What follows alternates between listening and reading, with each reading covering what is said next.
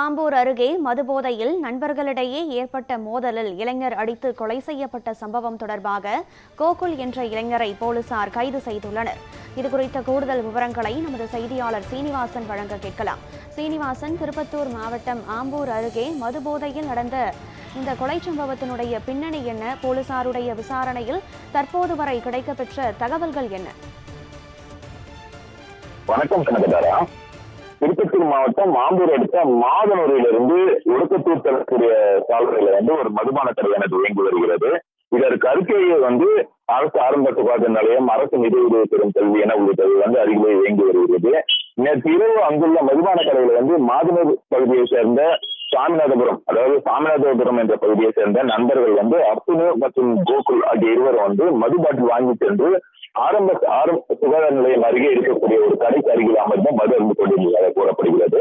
அப்போது அளவுக்கு அதிகமாக போதை தலைக்கேறுதல் இருவருக்கும் இடையே ஏற்பட்ட வாக்குவாதம் முற்றி மோதலாக மாறியுள்ளது.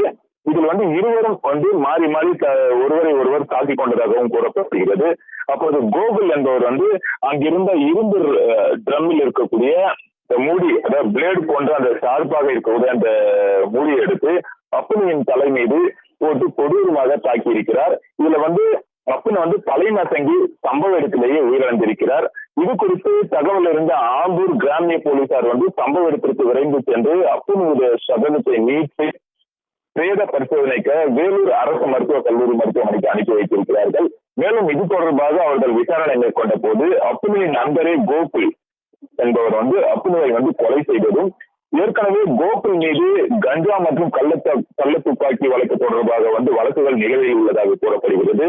மேலும் இந்த சம்பவமானது ஆம்பூர் கிராம காவல்துறையினர் வழக்கு பதிவு செய்து அந்த கோகுல் என்பவரை கைது செய்து விசாரணை மேற்கொண்டு வருகிறார்கள்.